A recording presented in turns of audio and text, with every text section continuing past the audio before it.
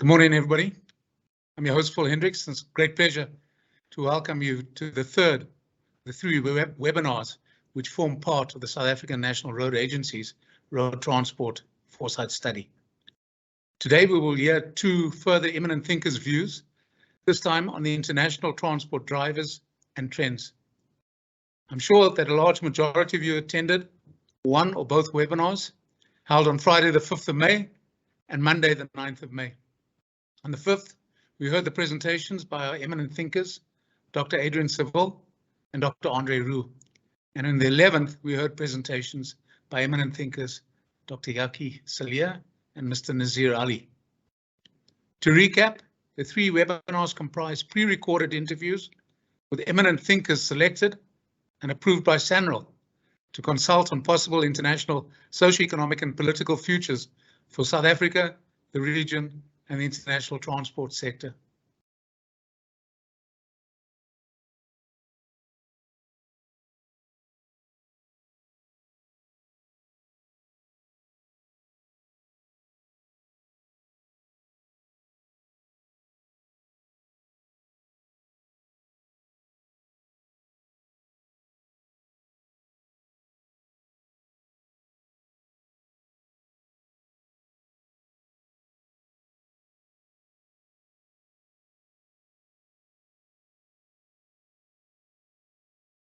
Part of a proposed stakeholder workshop where further inputs will be sought, identifying the key solutions and technologies to take SANRAL and the South African transport sector into the future. Now, the intent of the three webinars is firstly to give you a background to SANRAL's research and development program and its associated Foresight study project. The Foresight project will analyze the current state of the sector, it will develop potential future scenarios and look at a desired future for the sector and the required key solutions to take the industry to that desired future. A desktop study has been completed as part of the project, where a number of drivers and technologies have been identified, those that will obviously impact the future of road transport. This has now been augmented with a series of eminent thinker webinars that will provide inputs into the socio-economic, political, environmental, and technological future of South Africa, South African region, and internationally. Now, the second intent of the three webinars is to get the views and your views. Project team has invited you to the webinars to listen to the eminent presentations and to share your expert views, either through points of clarity, critical questioning, or further expert input. As I said previously, today's webinar will focus on international transport drivers and trends. We look at the agenda. It's like the previous agendas, and the webinar will start with some background remarks and information on SANRAL and Horizon 2030, SANRAL's current strategy. It will include some aspects of the research and development program, and this will be presented by Priya Pillai from SANRAL's communication department. Further information on the actual Foresight project will be presented by the project manager, Dr. Chris Rust. Again, apologies for those that have previously seen the introductory presentations, but it is important that we're all aware of the context of the webinars. The two presentations today from the eminent speakers will focus on the international transport drivers and trends, after which I will wrap up and highlight the way ahead. Once again, in an open forum of this nature and considering the time constraints, it won't be possible to have any live discussions. Please post your comments and questions in the chat box. You can also forward your comments and questions to chris@perc.co.za. That's chris@perc.co.za. The comments and questions will not be answered at this session. They'll be reviewed and included in the blog to be available sometime after the session. So let's move on to the first introductory presentation by Priya Pillai. Welcome to all participants in the SANRAL Eminent Thinker webinar. I am Priya Pillai from SANRAL's Communication Department. Firstly, let me provide some background to the webinar. In accordance with the SANRAL strategy, Horizon 2030, we have initiated a research and development program to position the roads industry for the future. This R&D program aims to develop key solutions and technologies across a number of focus areas, namely future transportation and technical innovation, transportation planning, public administration management and economics, pavements, asset management, traffic, road safety, geotechnical structures, drainage and hydraulics, and the environment. To this end, SANRAL has, through a formal procurement process, structured 7 research panels with more than 120 researchers participating. To position the R&D program to develop solutions for the future, we have embarked on a Foresight study. This study aims to determine the drivers of change and the trends 10 to 15 years from now that will influence the transport sector. This will be used to develop future scenarios for the transport sector, as well as a desired future that we can strive for. A second step will then be to determine the required new technologies and knowledge that will position the transport sector for the future. This webinar aims to obtain inputs and views from eminent thinkers locally and internationally about the future of South Africa and transport particularly. This input, combined with desktop research, stakeholder workshops, and futures data analysis, will be used to inform the future direction of the SANRAL R&D program. I am sure you are all, with me, looking forward to views of our eminent thinkers on the future. Enjoy the webinar.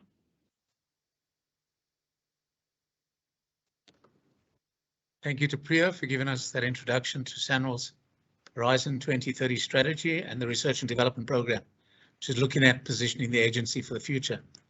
As indicated, the webinar is part of the Foresight study within the research and development program, seeking to identify trends, future scenarios, which will assist in determining a desired future for transport.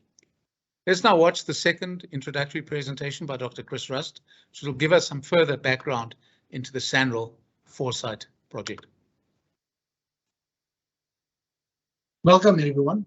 I'm going to give you a brief overview of the SANRAL Foresight project. The rationale for this project is that within a fast-changing world, accelerated by events such as COVID-19, SANRAL has decided to conduct a foresight study for the South African transport sector that will envision how the transport sector will change. This study aims to develop several possible future scenarios, 10 to 15 years from now, that could be analyzed and stress tested to enlighten the possible development paths for the transport sector. This will then be used to provide input into future planning of the SANRAL R&D program. The objectives of the program are firstly to develop a description and analysis of the current state and reality of the transport sector in South Africa. Secondly, then to develop a description and analysis of potential future scenarios for the transport sector. And then to formulate the technologies, knowledge, capabilities, and capacity required to move the transport sector from the current reality to the desired future state. And then lastly, to provide input into the formulation of the future SANRAL R&D portfolio. So the approach of the project is depicted in this diagram. First of all, here on the left, we start in the yellow block, defining the drivers and the trends that will depict the current reality of the transport sector. We then jump into the future and we determine potential future scenarios for the transport sector. And based on those, we define the desired state for the transport sector in South Africa. Based on this, we then determine the key solutions that we need to develop to take us to that desired state. And then we actually determine the technology gaps and knowledge gaps that will bridge the gap between the current reality and these key solutions that will take us to the future and hence the desired state for the transport sector. So we are working from the future backwards.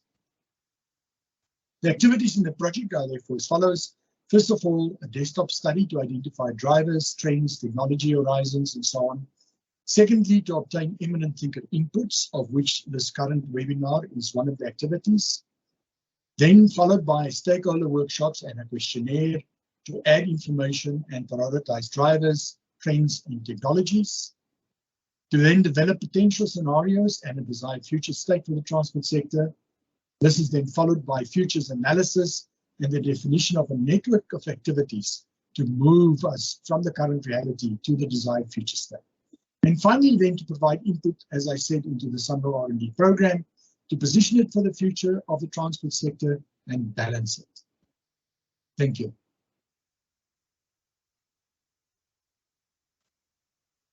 Thank you, Chris, clarifying the rationale behind the project to lead to the unpacking, as we heard, of several future scenarios, looking at the desired future state of the industry and the associated future planning. As indicated, this webinar is a key input into the project. The Eminent Thinker videos we will now watch will focus on the international transport drivers and trends and include two pre-recorded interviews. Firstly, with Ms. Susanna Zamatero, the Director General of the International Road Federation, and the second presentation will be with Mr. Mike Pitman from the Futures Group of the UK Department for Transport.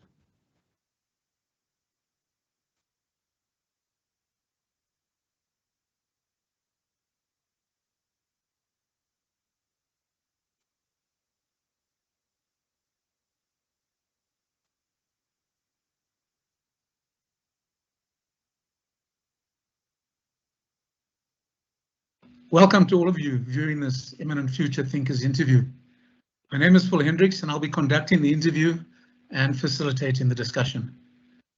It is my great pleasure to welcome our Eminent Futures Thinker, Ms. Susanna Zamatero, the Director General of the International Road Federation, a global membership-based organization representing leading corporate and institutional players drawn from the road and mobility sectors worldwide.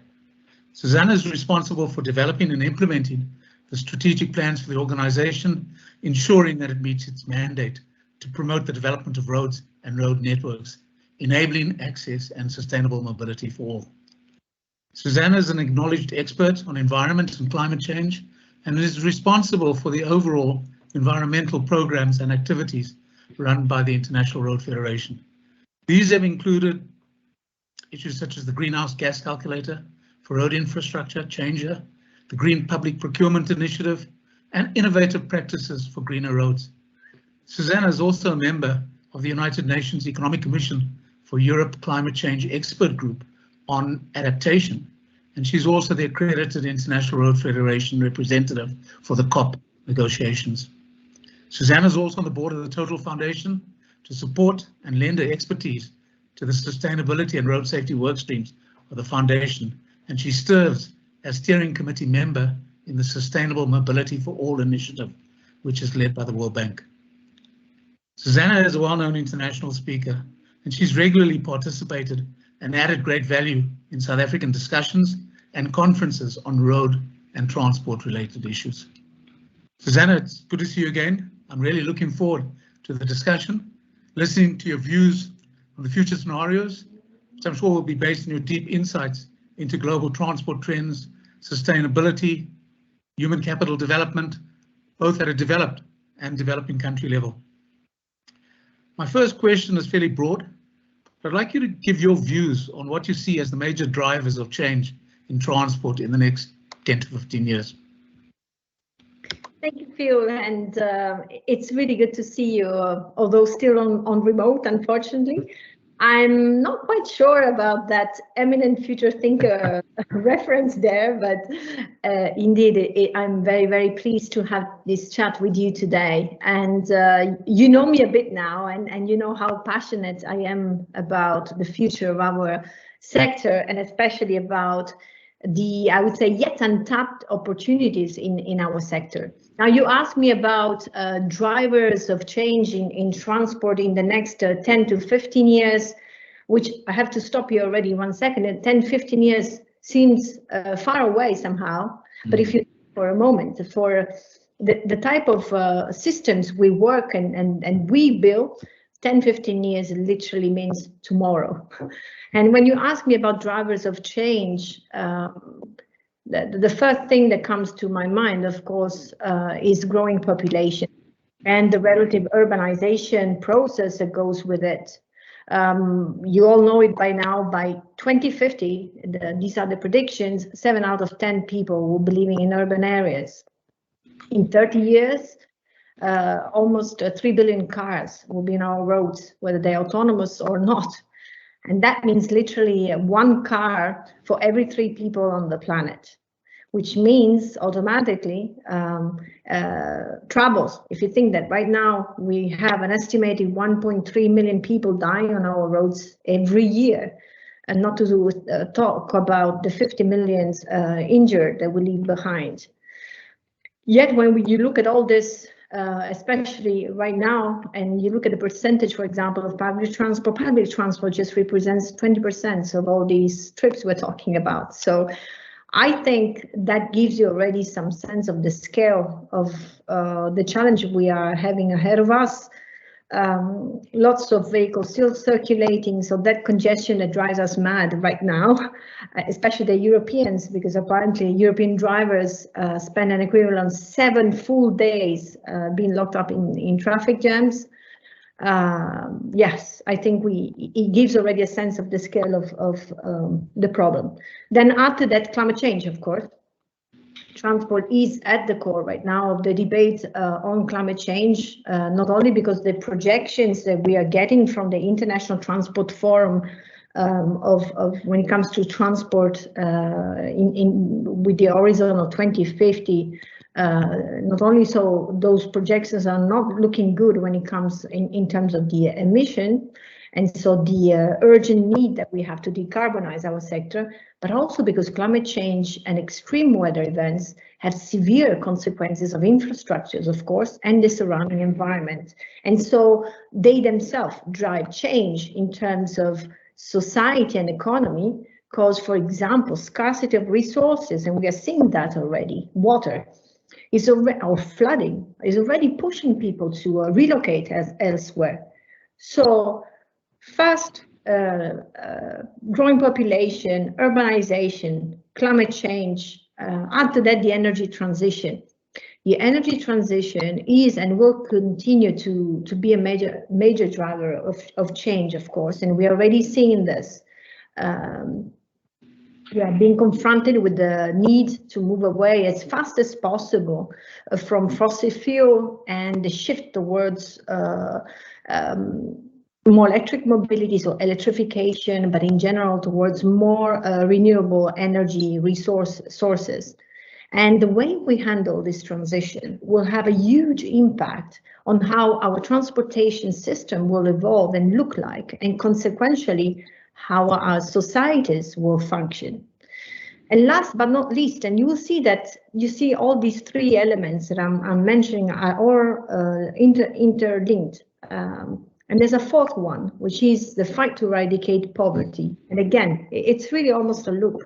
So pandemics like the one we are unfortunately living and climate change have made evident the failures of our systems and societies as well.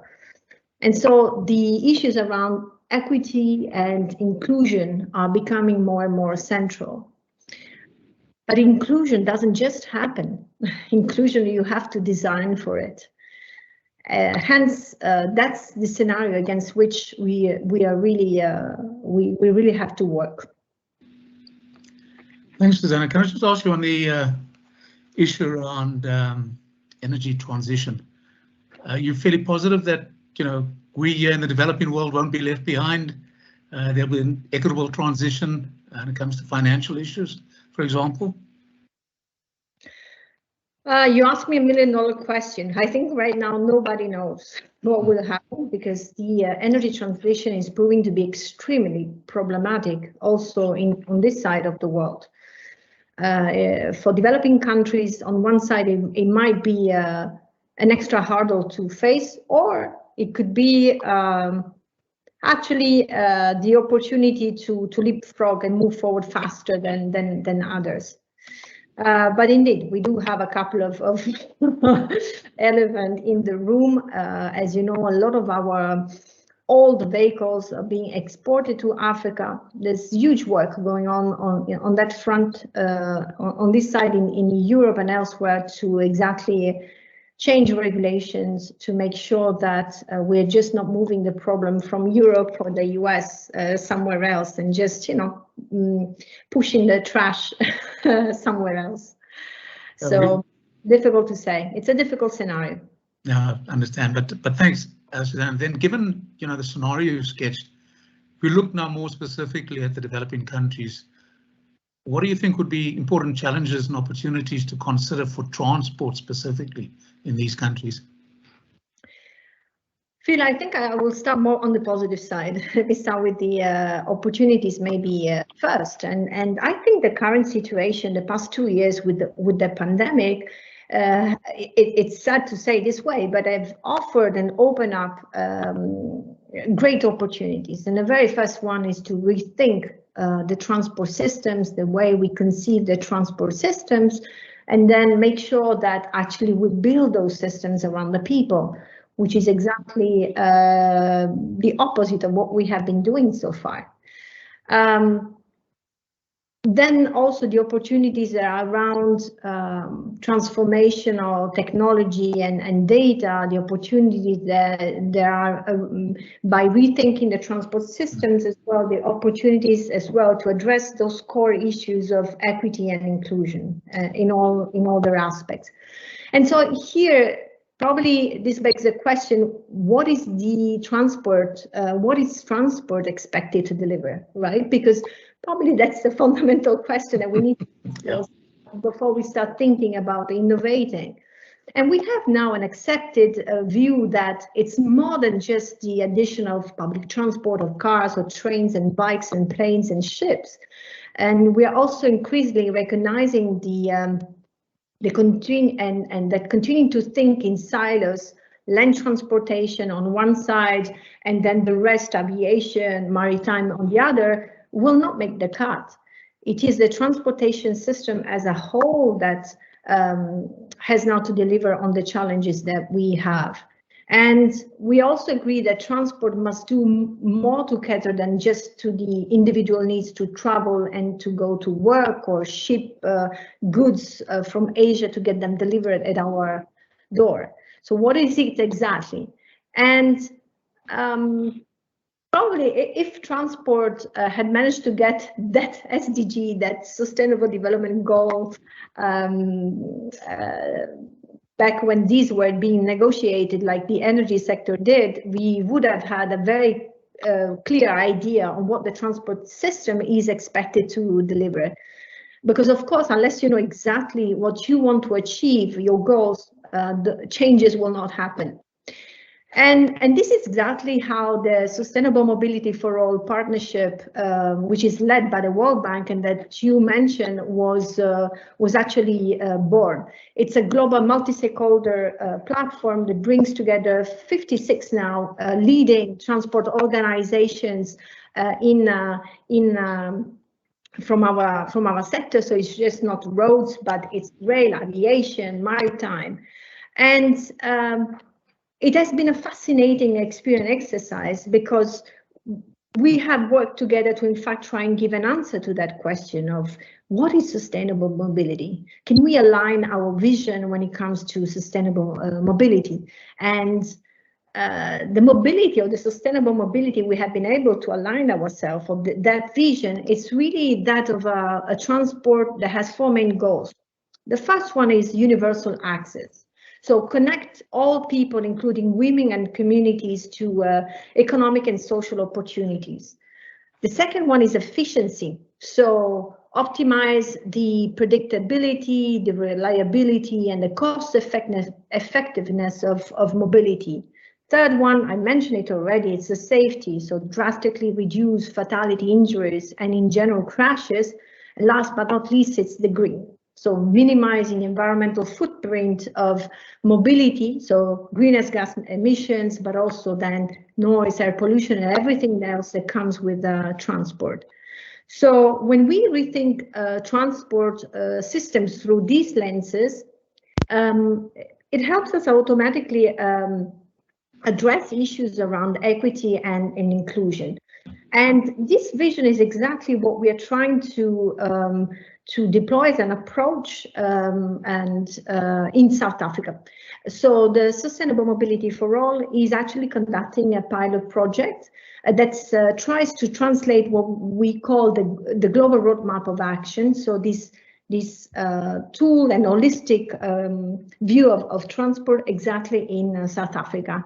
And I think the results should be out there very soon. And it has been a very interesting exercise. If I may, and I'm not taking too long time, I want to say now about the challenges, because the point is, okay, this is all very nice, but how do we get there? And that's where the challenge is coming to the picture, right? From our experience, especially in low and middle income countries, but it's not just a problem of low and middle income countries. There's still lack of clear governance and processes, and what we call more in general lack of institutional capacity. More often than not, and we do have a lot of project work right now, especially in Africa, it's not the understanding or the political commitment that is not there. They simply don't have the processes in place, nor they have skilled personnel to deliver that vision. And the spider web of the governance frequently limits also the efficiency. The second one is also the tremendous lack of data. We talk everywhere right now in our sector about data, of course, because finally, I would say, after years, we understood that data are fundamental to really inform decision making. And so we need data to evaluate where the transport system is and quantify the gap between where we are and where we want to be, or where are we? And on the data side, you may think, and we may think, that there's a lot. But from our experience, and even that was the case in South Africa with the pilot being done by the SANRAL partnership, there's still a long way to go.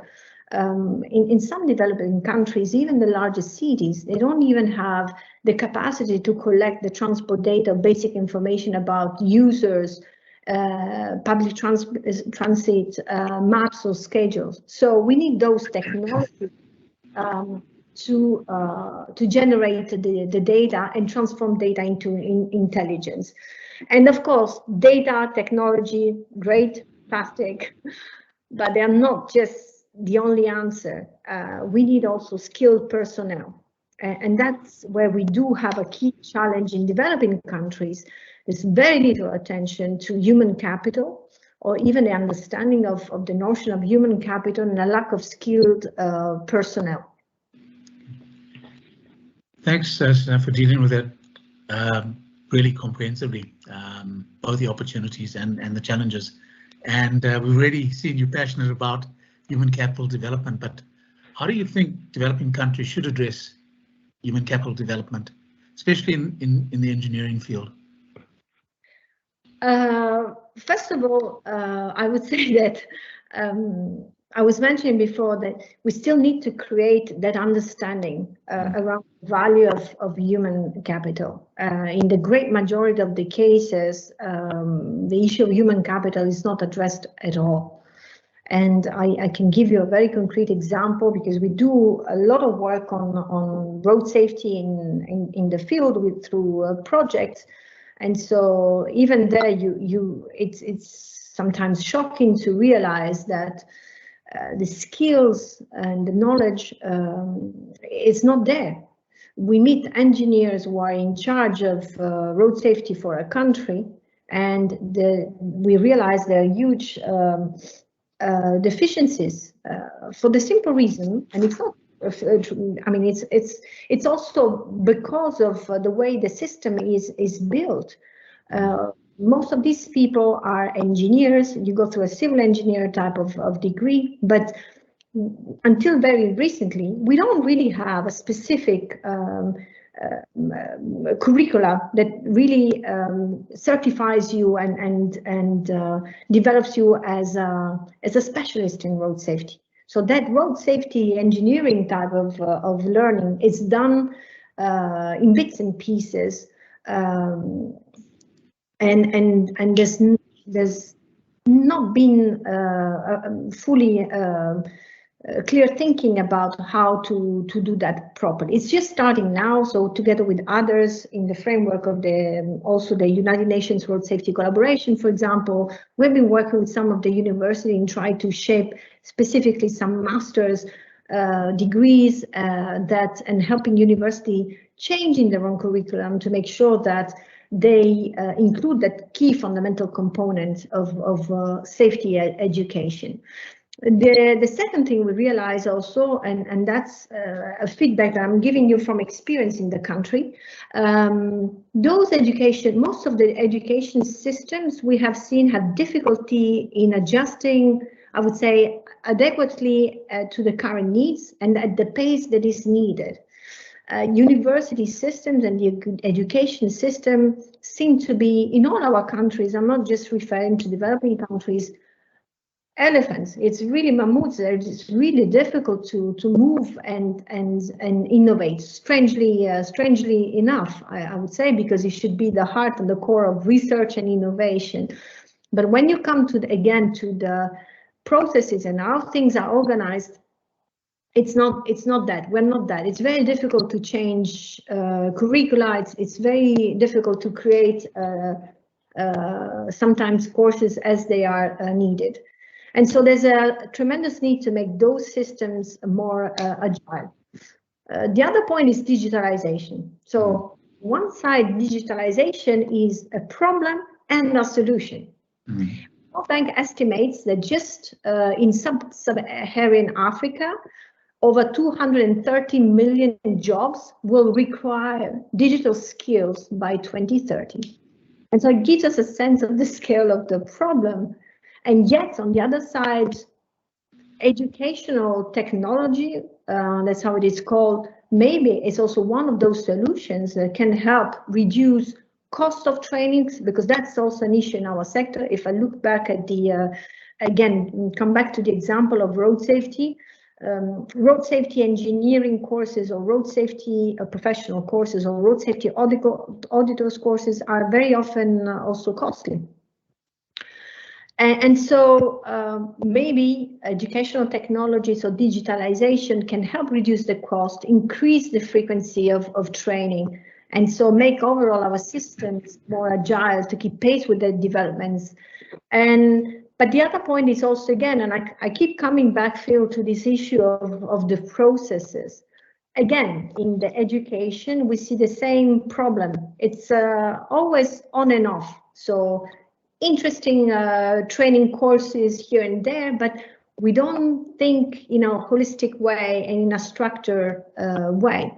And so what we need to make sure is that also within the ministries, to get in collaboration with the universities, there are processes in place to ensure that the development of the workforce skill is structured and it's a permanent feature and not just a one-off. Because sadly now the new CEO manager has decided that everybody has to go for 20 hours training per year, because that's the case more often than not.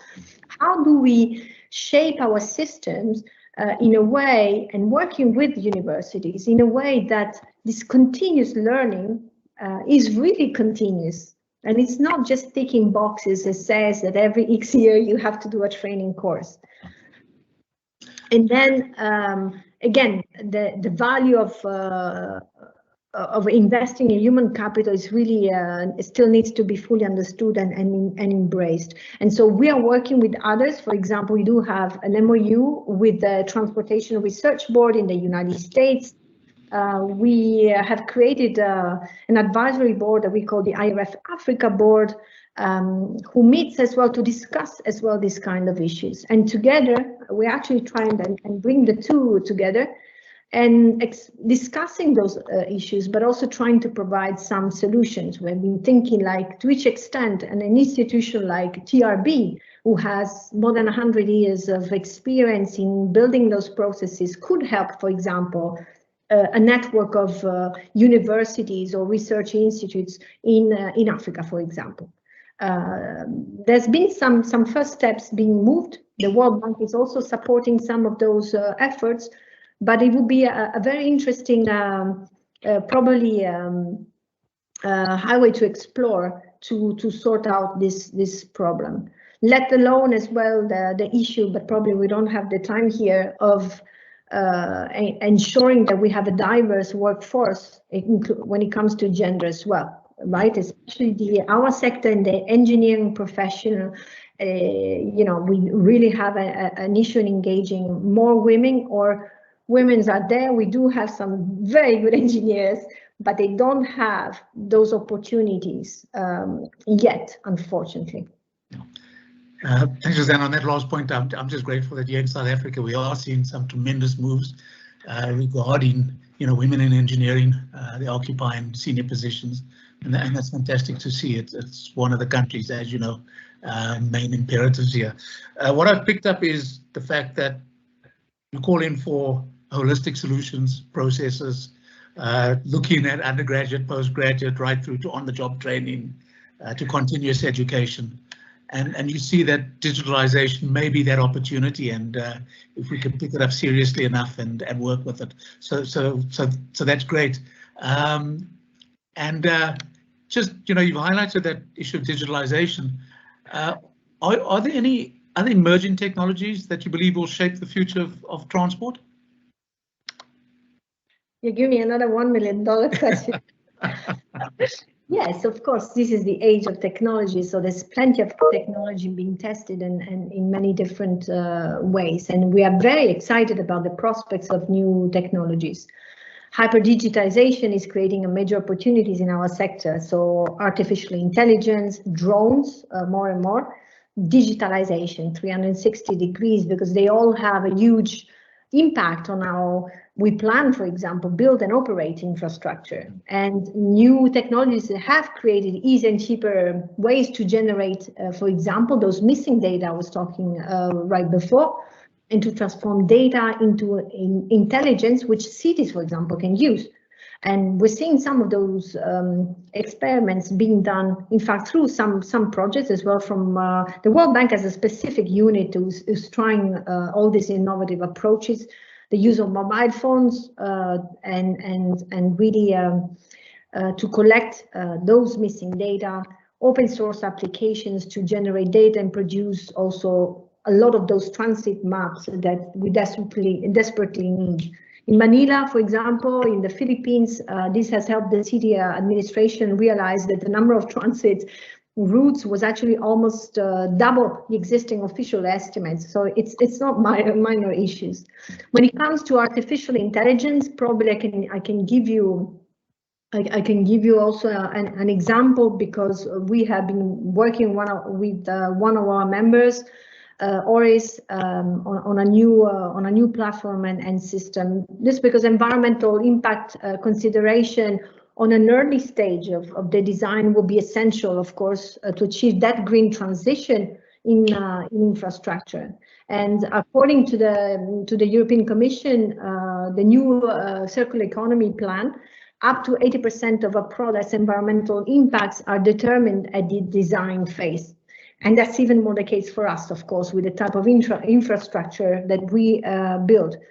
And so one of our members, actually the Holcim group, who has tremendous decades of experience on materials, has been using artificial intelligence, in fact, to develop a new application, a new platform called Oris, that enables, in fact, to assess sustainable and cost-effective solutions for road construction, but from the early stages, from design. And so these are type of assessments that, building on artificial intelligence, at the end of the day, have the result of optimizing processes again, and here we are again, and help us reduce really the consumption of natural resources, for example. And these have been quantified, reduce up to, I think, 50% the climate impact of that piece of infrastructure, let alone reduce up to 80% the use of primary materials. And so lots happening on that side. Artificial intelligence is the future, And we are even seeing it. We're using all the algorithm, including within SANRAL for our GRA, to provide tools and to feed tools that can help almost automate a number of decisions that even transport ministers themselves have to take. Especially when, of course, it's about making decisions on future investments. Then another thing, there's a lot of developments around technologies for new materials or around materials to reduce the consumption of natural resources, or new materials that are built on natural resources and or natural solutions that enhance recycling, I would say upstream and downstream, in the sense they are themselves byproducts of waste, or that can be recycled very easily. And the trend is really towards, of course, reducing the energy consumption as much as possible, and or even think about materials that can help you harvest energy, because as we mentioned right at the beginning, that will be the key part going forward. And so storage the energy.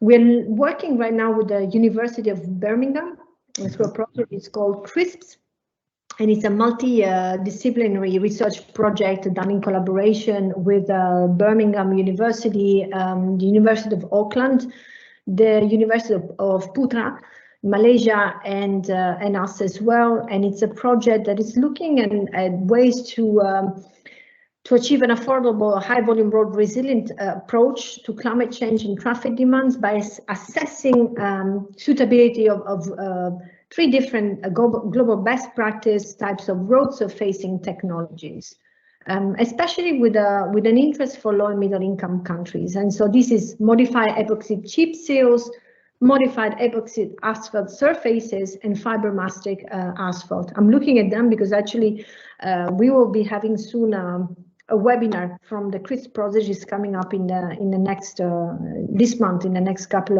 of days. And these have been researched in New Zealand, tested already in Malaysia. We are also trying way in which we can test and export those in low and middle income countries.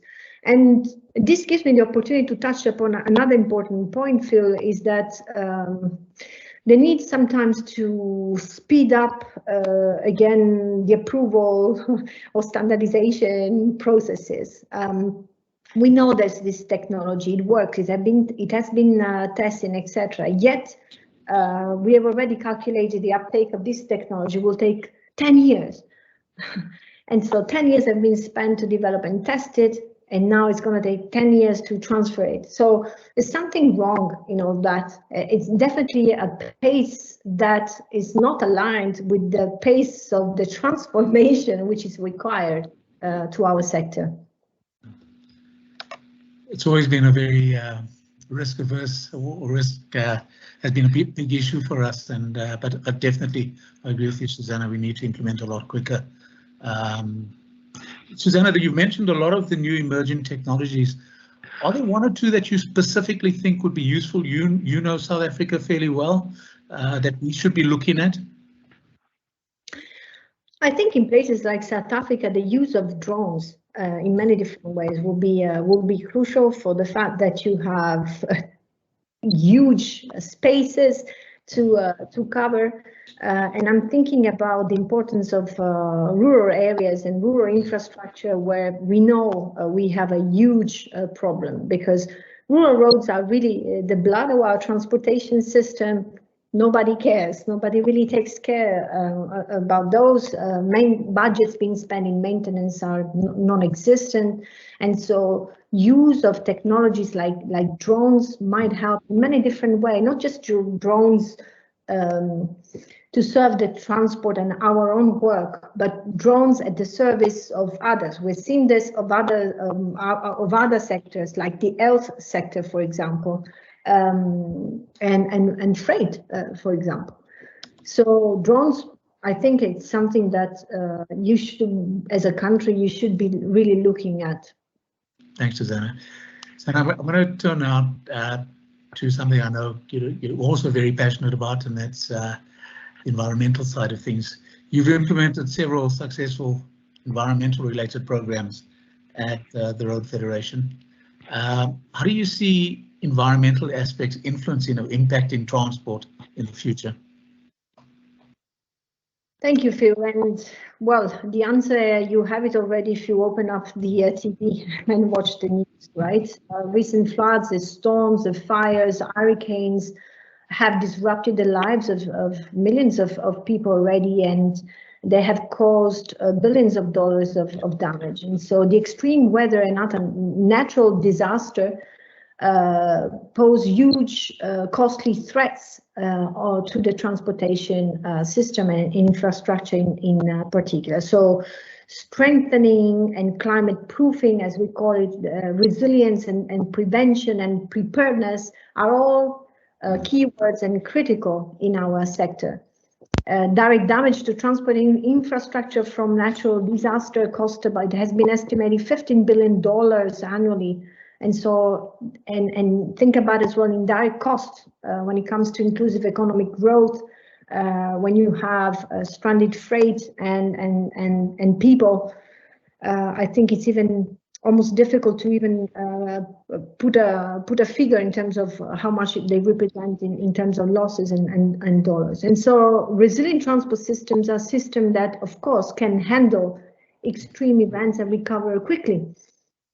And that quickly is fundamental in there. And we do have seen a couple of interesting things happened just a couple of weeks ago in Europe. So there is being able to respond quickly is also fundamental.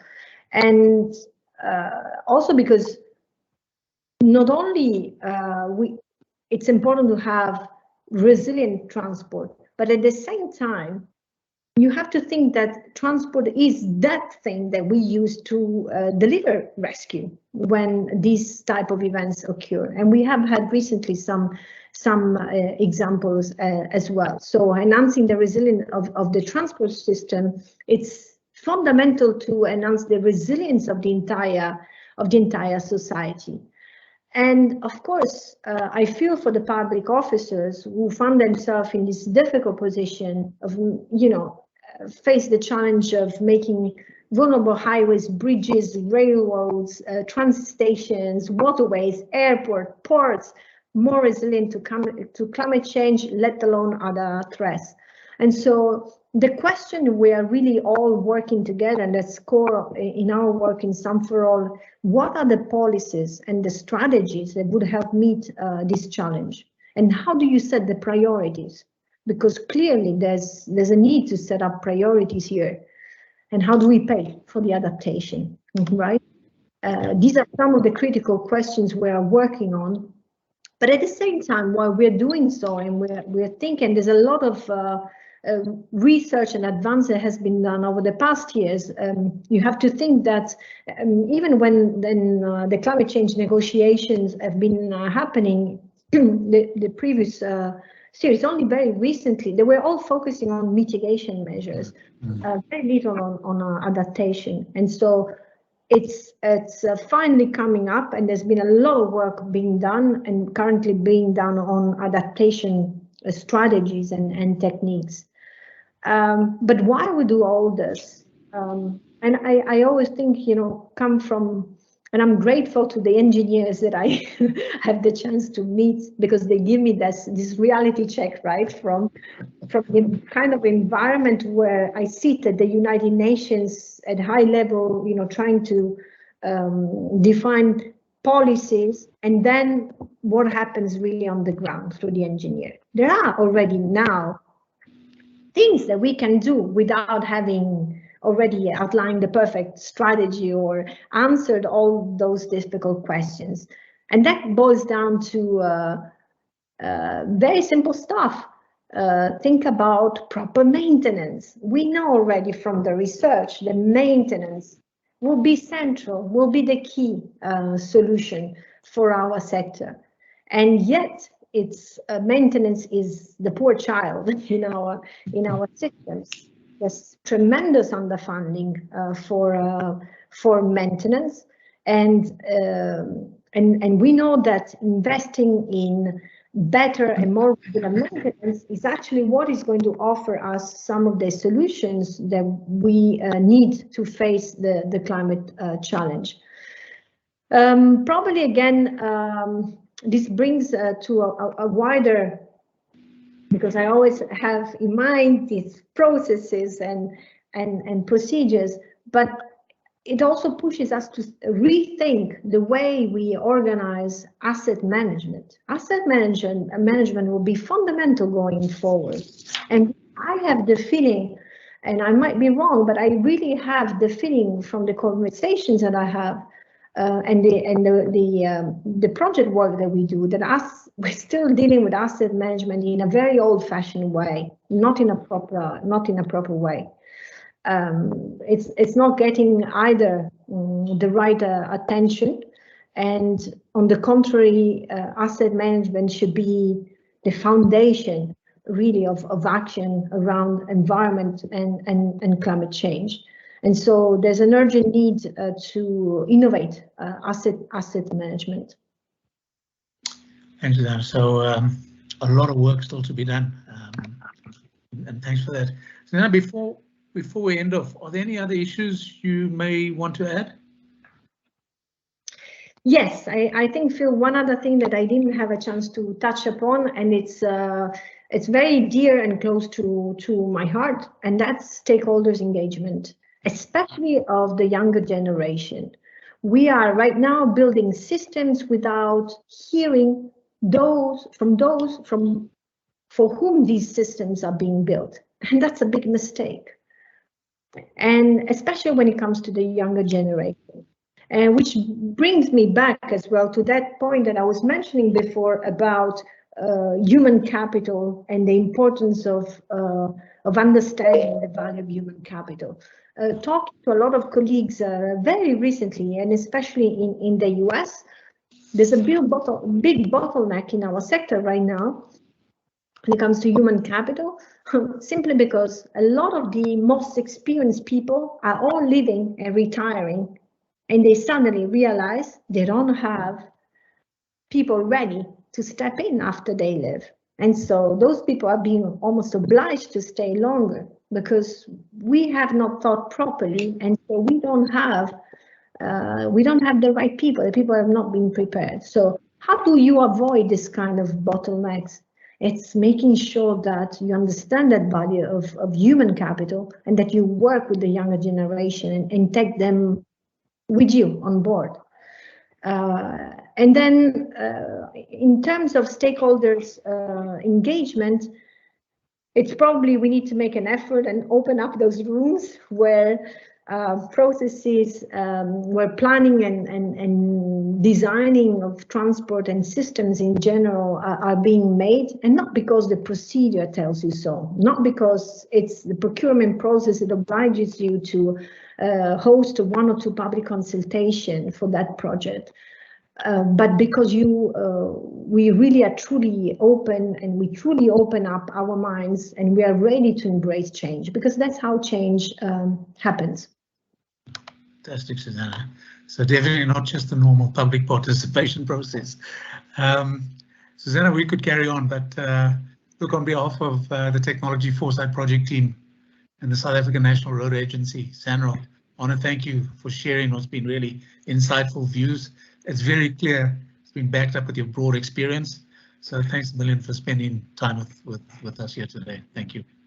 Thanks to you, Phil. It has been a pleasure. Thank you.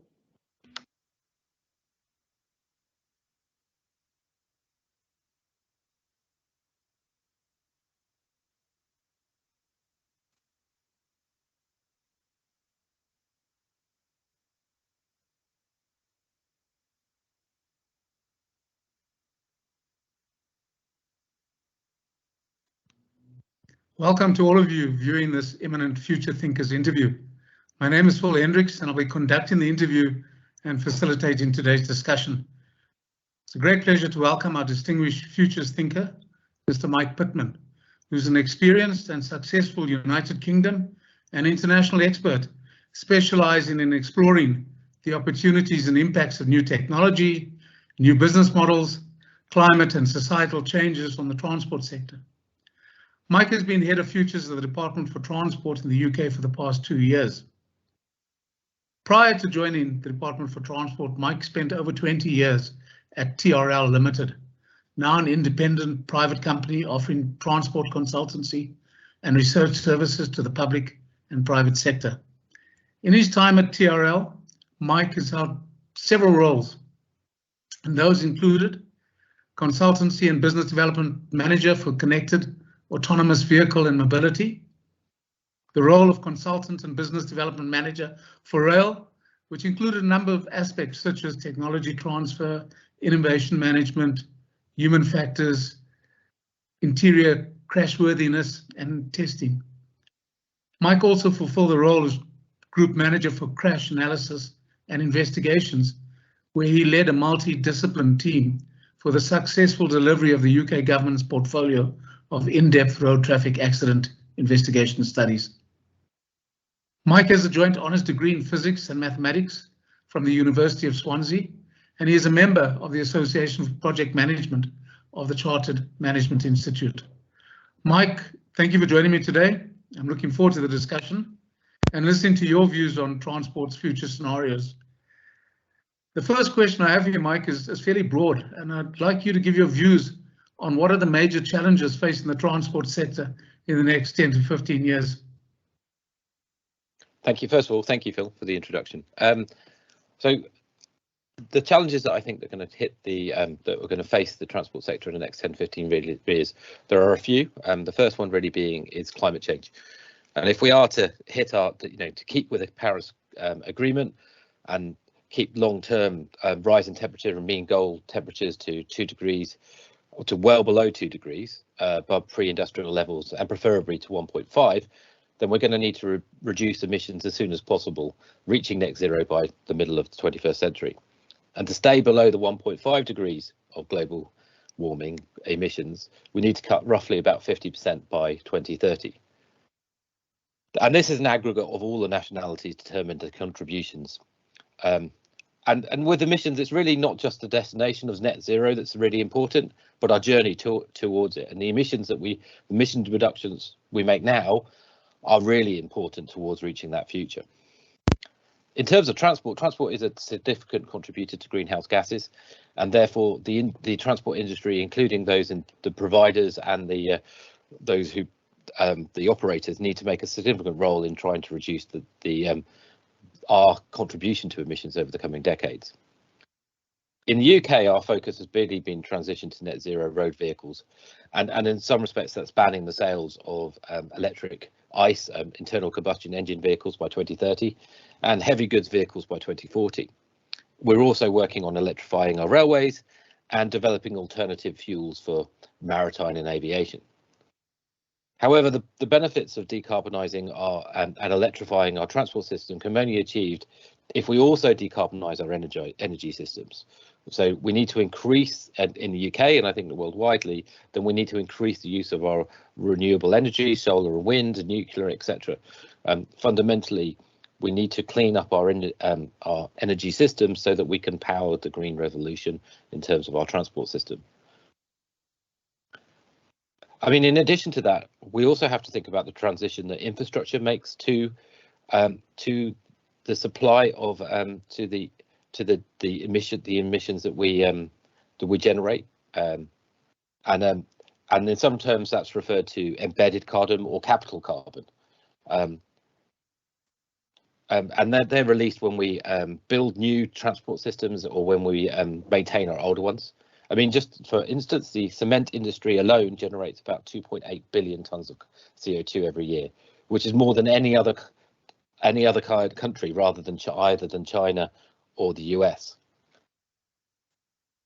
So somewhere between 4 and 8% of global man-made emissions, carbon emissions, are coming from infrastructure in terms of our building and maintaining of those. So, but if we are to manage that and effectively reduce that, then we have to understand where those emissions are coming from and actually record and identify them throughout our assets life cycle, so we can target our interventions correctly and really reduce those sort of those emissions. So moving on from that, and that's quite a bit on climate change. Actually, climate adaptation is probably my next factor that I would have to consider. even if we limit our global temperatures to 1.5 degrees, we're likely to see changes in our climate. In the UK, we're predicted to have hotter and wetter summers, and even increases in sea levels. And these changes need to be considered when we're building our infrastructure, so that we adapt, so we can be adapted to our new environment. We also need to ensure that we build resilience, and that's our ability to respond to things when they go wrong, so that we can quickly resolve them and recover. Whereas adaptation is accepting that the climate will change and building for that infrastructure. So we both need to improve our adaptation and our resilience. I think one of the other things that we raise, and I think it would be wrong for me not to mention, is pandemics. I mean, I think the COVID-19 has highlighted how interconnected world facilitates and enables a rapid spread of new viruses. And unfortunately, you know, as if we continue to encroach on areas of natural habitat, increase our contact with wildlife, then it's probably likely that we'll see new viruses, and that we need to build a transport system that's resilient to that, and that can deliver that with operation models that can cope. The next thing really to think is that the demographics of our society that we're building our new infrastructures for, these change, and actually the society that we're building our transport systems for will be different in 10 to 15 years time. In the UK, we're facing our average age is increasing, whilst in South Africa, from what I can gather, there's a growing development of working age population, and so that will drive a different change in different behaviour and use, and the different requirements for transport system. And it's vital that we consider those throughout the design process, so that we build transport systems that fits for purpose. Another factor that I would look at is digital adoption. I think the pandemic has only shown how uncertain the future is, and that actually has driven an acceleration of digital adoption that's changed where we work, how we play, and what we do in our sort of social time.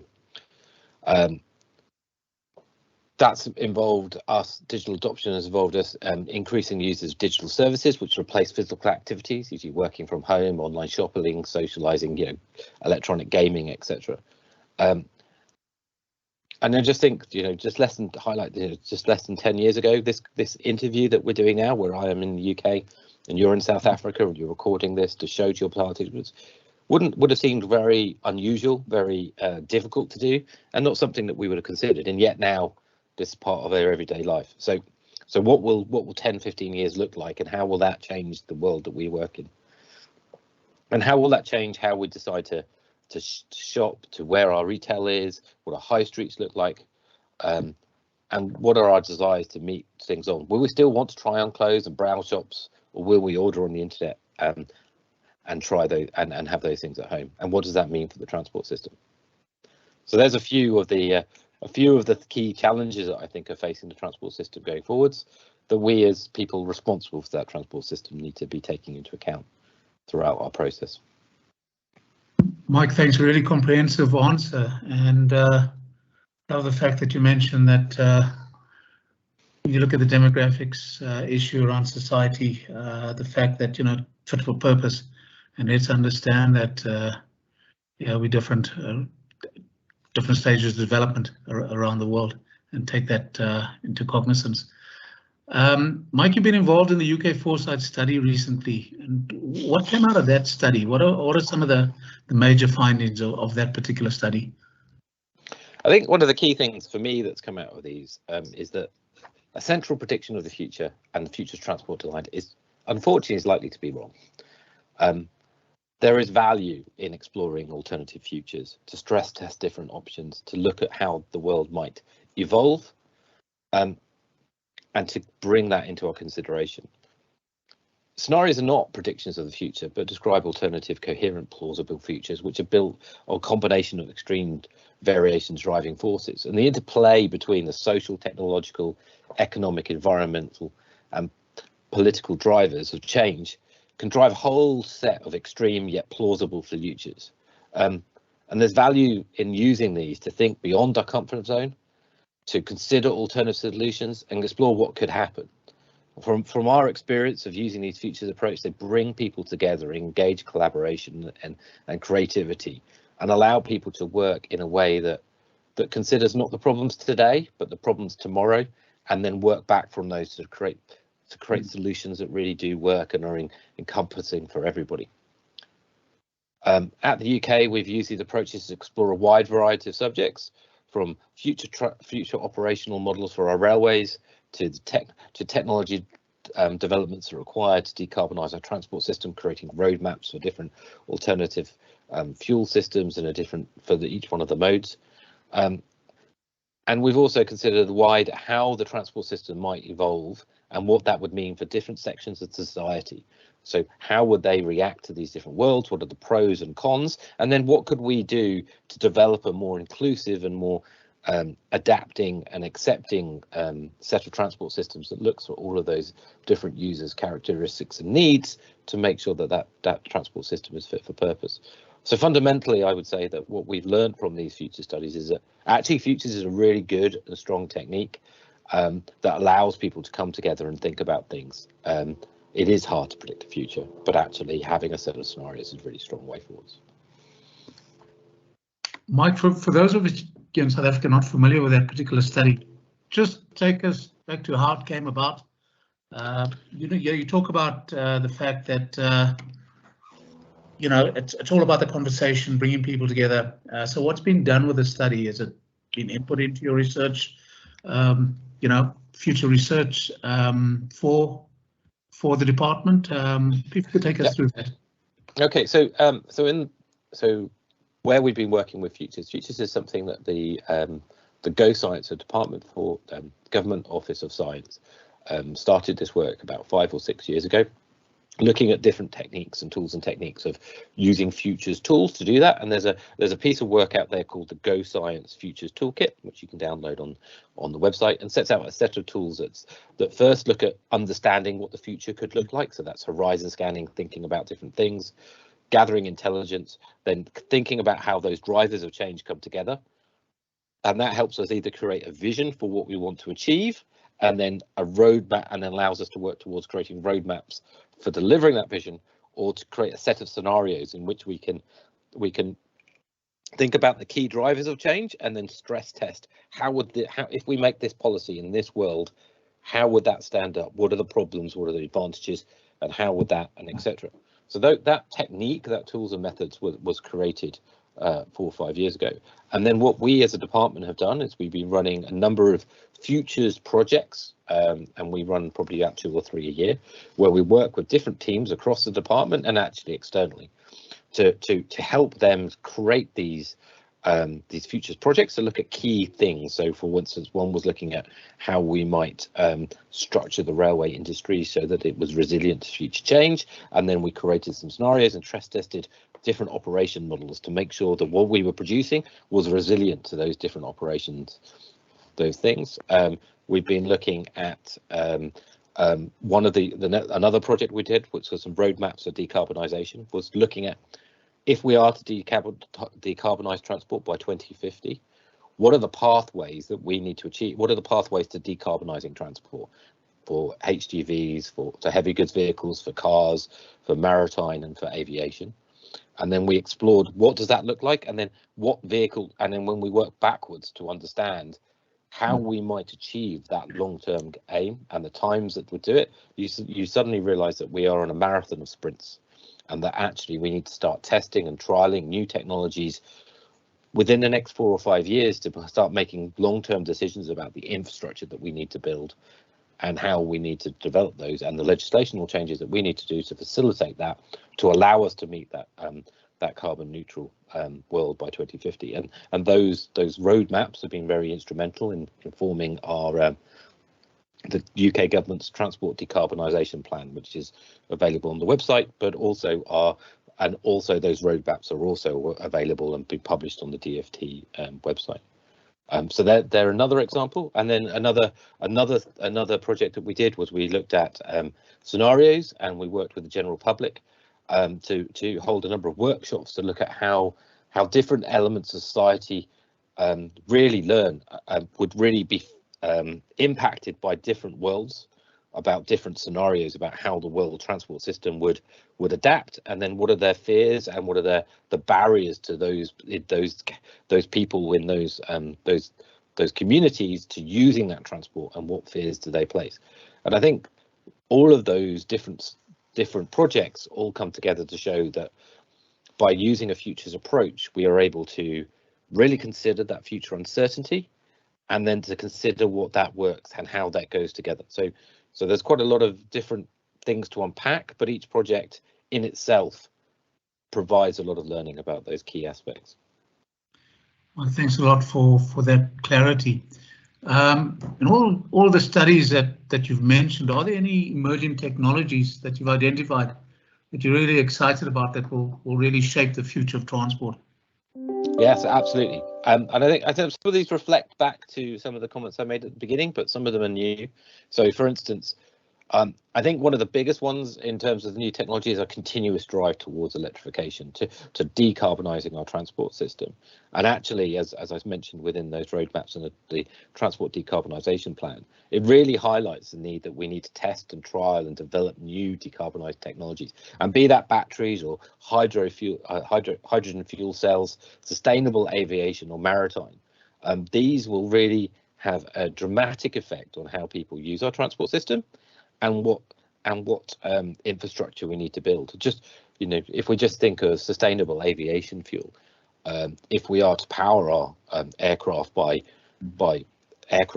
fuel that's sustainable, then it's not only a requirement that that they fill up in the UK with sustainable aviation fuel, that when they land in South Africa they have to be able to fill up with the same fuel to fly back, and those requirements for harmonisation of standards are really key to going to that. And if we just think about, say, electric vehicles, then if we decarbonise our power grids and our networks, then to move to electric vehicles really means to change the type of infrastructure that we have, and the charging networks and where we put power and how people use their vehicles. And that is fundamental, I think, to how that will radically change the environment that we build and how people interact with it. So my first thing is that the drive towards electrification, although it doesn't seem that high tech, I think there's a lot of questions and a lot of things that we need to do to achieve that within the time frame. I'd say the next one is digitalization communication. So we all know Moore's law, and that the computing power continues to double over a period of time, and communicative technologies continue to develop at a rapid pace. I mean, in the next 10 to 15 years, we're likely to see an increase in digital twins, which are sort of cyber physical representatives of the real world that we're looking at, and that will allow us to plan, to consider, to look and model different ways that our transport systems can operate, and allow us to really optimize those systems and consider where we want to maintain and how we want to maintain. And I think in the next 10 to 15 years, this technology will become more and more important within how we design and build our infrastructure and how we operate it. At the same time, we're going to probably see an increase in augmented reality, and what does that mean? And the virtual reality, and how do we intellect that? Can we use that within to overlay our plans when we're at sites? Can we use that to really add sensor data and into our inspections of infrastructure to really try and help those engineers make those decisions at the point? I think the recent launch of Starlink by SpaceX, and soon other operators such as OneWeb, it's providing internet wherever you are in the world, access to internet, and a ubiquitous connectivity, and that will allow communities to be connected wherever they are in the world, and even in the remotest areas be able to be connected to the internet. And for transport, this provides us an opportunity to mean that any infrastructure that we have in the field can now be connected to the internet, a solar panel, a dish, and suddenly we can be monitoring and even interacting with that infrastructure no matter where it is. And I think that will give us some real key opportunities to enhance our maintenance and operation of those infrastructures as we go forwards and offer new capabilities and possibilities. Added to that, Earth observation, where we have satellites that can look at our infrastructure for overhead and have a greater understanding of our assets in the middle of the remotest of areas, will really allow us to target interventions where and how we need it. So one of the new and emerging technologies that we see is what we call micromobility, or electric scooters, electric bicycles, or small vehicles that are powered by battery and electric motors. Fundamentally, electric motors is a lot simpler than our internal combustion engine and allow people to develop new types of transport system that are very easy for them to build. And they offer the real opportunity to increase the speed, distance that individuals can travel to access jobs, education, and potentially reduce car journeys. So there's a real opportunity. However, we have to be recognizing that we really do want to reduce car journeys, and not for these vehicles to pull people away from public transport systems, to undermine their the business case for those public transport systems, which are required by some individuals who wouldn't be able to access or use micromobility. So I think that's a real opportunity and a threat to our transport system going forwards, and to recognize that these new electric scooters and electric bikes will have different requirements on the infrastructure, and that's something that we need to consider when we're building and developing them. And then to move to something a little bit more different is the emergence of advanced air mobility. So a vertical takeoff landing aircraft or drones, and the ability for them to move goods and people. With increased computer power, energy density of batteries, and lightweighting of components, the possibilities of new aircraft is growing quickly, and there's quite a lot of interest in the market. You know, could we be moving to a world where we see motorways in the sky, freeways in the skies, where people can travel between places without the use of road or land-based infrastructure? And yet it is emerging. These are emerging technologies, and it's still unclear if the promises of the technology will be realized. And there are lots of questions about these technologies in terms of the noise that they create, the cost, the privacy, the safety, and the regulation of these vehicles. So I think there's a lot of questions still to ask, and there's a lot of questions about what the future looks like for these technologies, but they offer something that is interesting and inspiring. And what that means for us going forward is something that we need to think about carefully, and ensure that it is a move for the good for our society. Thanks, Mike. Some really interesting technologies on the horizon. Anything you've come across that excites you from a material point of view? You know, selection of different materials, improved use of materials that could impact, for example, you know, the use of materials in highways, urban environments, rural environments. So I think there are always, I'm not a structural engineer, so I will be there, but I think there's a real question about how we reuse how do we use the infrastructure we have, or how do we make sure that we use the aggregate that we've already got? You know, the planet is limited in resources, so how can we use recycled aggregate? How can we use the materials within the country and reduce the carbon footprint that we're producing, and to build things that last longer and are more fit for purposes? So I would always question, first of all, is what have I got locally? What are the materials that I already have, and how can I use them to reduce the infrastructure that we've got, to make sure that we're not destroying or moving material that we don't need to. So that would be my first question. And then I think there are many new computing techniques, new digital twins, and etc. offer us the ability to build new infrastructure that's prefabricated, that's off-site, that can be brought to site, that involves less on-site maintenance and building, and allow those new infrastructure to do it. And we can look at lightweighting, and we can look at least waste manufacturing to try and reduce the overall amount of material that we need to build those new infrastructure requirements. Fantastic, thanks, Mike. Mike, really, what would be some important aspects that you think we should consider for transport, you know, in countries such as South Africa, developing countries? Yeah, so I had a bit of think about this one, and I think one of the things that struck me first of all was urbanization, and I think that's true wherever you are. But I think, you know, especially in the developing world, is that people are congregating in cities, and really, the question really is, how do we want to develop those cities to make sure that they are fit for purpose, and they provide the transport system that we need for the future, and that it doesn't just evolve. So how do we design a transport system that works? And specifically, how do we design that transport system so it really encourages active travel?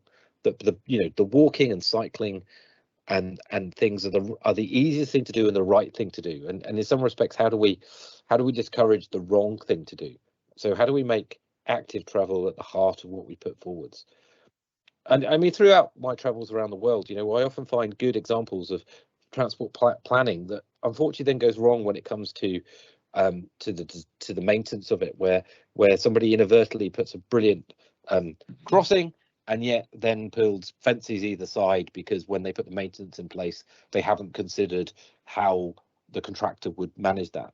And then unfortunately, sometimes I also come across places of poor transport design where a school is on one side of a 4-lane road and the housing is on the other. So really the question is, how do we use a safe system approach for transport design, where we think about the transport systems that we want, we making the right choices the easiest thing to do, and the wrong thing the hardest thing to do, and really make sure that that concept is taken through not just the building, but then the maintenance and the upkeep of that system, so that we build that in. And one of the key aspects, I think, of that is safety auditing, to make sure that those safety audits are built in from the beginning, that we watch and learn how users use it, and then we modify and adapt to make sure that they're still used to that. And in the heart of that is data, recording your accident data, recording your uses, watching that, and identifying where you can make improvements and continuous improvement. So that's one area. Yeah. And I think in that city centre, the other thing really is thinking about the use of public transport system and how technology can support that. So opportunities for advanced ticketing solutions, for technology that tracks your public transport, that makes it easy to know when that bus is going to arrive, and that you have a seamless integrated journey between the different modes. And also, finally, being aware that not everybody has the latest technology, not everybody has access to mobile phones, and that different users have different needs. So that's one of the key challenges, I think. But I also think that actually, you know, there's an opportunity for the developing world to leapfrog, to take advantage of new technologies, to do things. You don't have the legacy telephone lines, for instance. You don't have that legacy of those old infrastructure that you're kind of maintaining for the sake of it. So there's a real opportunity that you leapfrog, like you may have done with 5G, to bring that in, to provide Wi-Fi connectivity straight away, so that you don't have to be left with these legacy systems. And in some respects, that gives you a real opportunity and a real advantage to move ahead and become, you know, the pioneers of new ways to go forward things. And I think that's really true when we start thinking about low carbon futures. You know, when you're building new cities and building new environments, that we have to recognise that potentially that the vehicles of tomorrow won't be the same as the vehicles today, that they will require power, they will require charging of infrastructure. And that's going to be difficult. But if we move people towards public transport, we move people towards active travel, then that, you know, your requirements for that infrastructure will be less. And that is brilliant. And I think there's an old quote that's often there by Mayor Bogota of Mayor Bogota, which basically said an advanced city is one where the poor get around by car, but one where the rich use public transport system as well. And I think that's something that we should all strive for. And then finally, I mean, I think one of the other, and it all ties into this, one of the other big things that I think we need to be conscious of is the impact of poor air quality on people's health, of both tailpipe emissions and particulates from those vehicles, and not just the tailpipe emissions, but from the batteries, from the tires, and from the brakes. I mean, they have a considerable impact on our health, and that needs to be considered within cities to make them clean and to make them a nice environment for people. And I think finally, you know, with that, we also need to think about the biodiversity and make sure that whenever we're doing a development, we try and encourage biodiversity, and that we encourage wildlife to flourish. Fundamentally, we're dependent on wildlife as much as necessary, and we need to make sure that we provide a healthy environment for them to thrive as well as ourselves. Thanks, Mike. Mike, you've travelled widely. You've mentioned Bogota. Are there any sort of developing countries that you think are getting it right that we could look at and consider? Anything spring to mind? I think that's a really difficult question to answer. I think everybody does something right. I think everybody does something wrong as well. I think, you know, we're all learning, and I think actually, I think the biggest lesson I would say is that it's the desire to learn and desire to improve and to evaluate and monitor that's key to all of this. And I'm not, and you know, I wouldn't want to single out any individual country to say that they're doing phenomenally well, but I would say it's building that culture in of evaluating and monitoring and building those lessons learn into it. It's okay to make a mistake, that's fine, but we must learn from it, and we must improve it from it. And I think fundamentally, too often I have seen people build amazing infrastructure projects to build it, and then they walk away and it's left, and then people use it in a way that's not foreseen. And the infrastructure isn't adapted then, and so you'll end up with developments on one side of the road, schools on another, which is not how it was envisaged, but that's how it happened. That's where we ended up. And then not to look at that and go back and go, okay, that's how people are using it. We either have to stop them using it, or we have to facilitate them to use it in a safe manner, and therefore we need to consider putting a bridge across it or a new underpass or something else like that. So it's that continuous monitoring, evaluation and learning. Thanks, Mike. Mike, before we end off, are there any other issues you may want to add that we haven't covered? Yeah, I think fundamentally, you know, we all have a responsibility to think about the future. The policy decisions we make today have long-term consequences. However, unfortunately, the future is uncertain. And so we have to make decisions that have impact in an uncertain time, and it's difficult. And I do think that using a futures approach, thinking about different scenarios, thinking about what we want the future to look like, and then working backwards and stress testing that about how different users and different people use that environment is fundamental. And I also think it's absolutely vital that we need to monitor and evaluate what we do to make sure that the changes we have are the right changes, and that we fundamentally get the best value for our money, but not only just money, but for the environment and as individuals. Well, it's been an absolute pleasure. Look, on behalf of the Technology Foresight Project Team, South African National Road Agency, SANRAL, I just want to thank you for sharing what has been a fantastic, your views have absolutely been brilliant. It's given us food for thought, and I'm sure it's going to add a lot of value to the current Foresight Project Team and their projects. Thank you very much for this. That's okay, and thank you for the opportunity to talk to you. Thank you.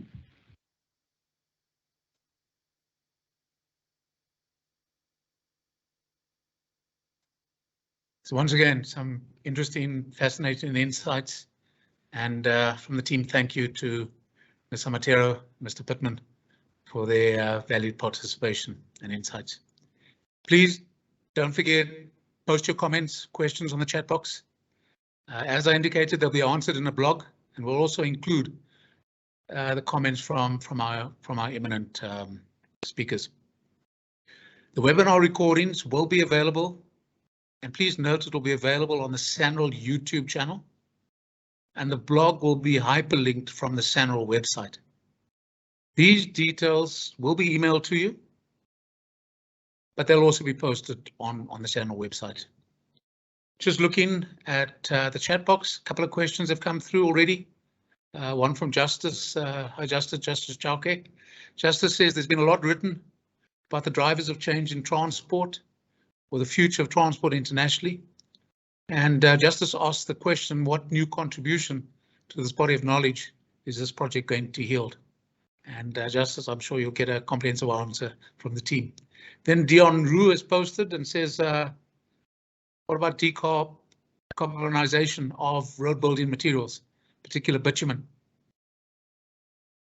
And Elaine, hi Elaine, Dr. Elaine Goosen, concerning the speed of implementation, and remember this was brought up by Susanna, how do we change the mindset of industry to be more adaptable and willing to change direction, implementation method?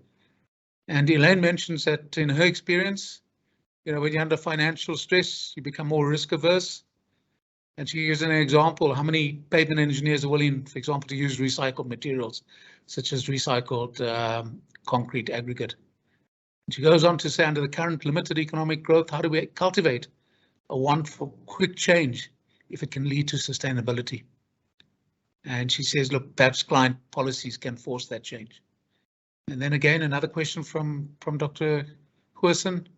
In some countries, demolition waste is a resource that may be processed and sold. And what we've we design materials with their second life in mind, thereby purposefully extending the life cycle. And I think that was it in terms of the questions we've received so far today. Look, we've now wrapped up the webinars, and later there will be an online stakeholder workshop, and that'll be attended by selected representatives of the various stakeholder organizations, where further inputs into the scenario planning and development of the future desired state will be sought. I really hope you've enjoyed the webinar or webinars, that you have a much better understanding of where the SANRAL's Foresight project is leading, and really hope that you'll assist the project team by adding further value to the views of the eminent thinkers. And you can do that once again through points of clarity, critical questions, or further input. To those of you who've already posted, thank you very much. I really appreciate it. And the team has just indicated they'd also really appreciate if you could indicate in the chat box how you found the usefulness and the value of the inputs from all the eminent thinkers from the webinars that you've attended. Don't forget, if you've missed any of the other webinars, the full recordings can be found on the SANRAL YouTube channel. In closure, from project team, thank you for joining us today, and have a great day further. Goodbye.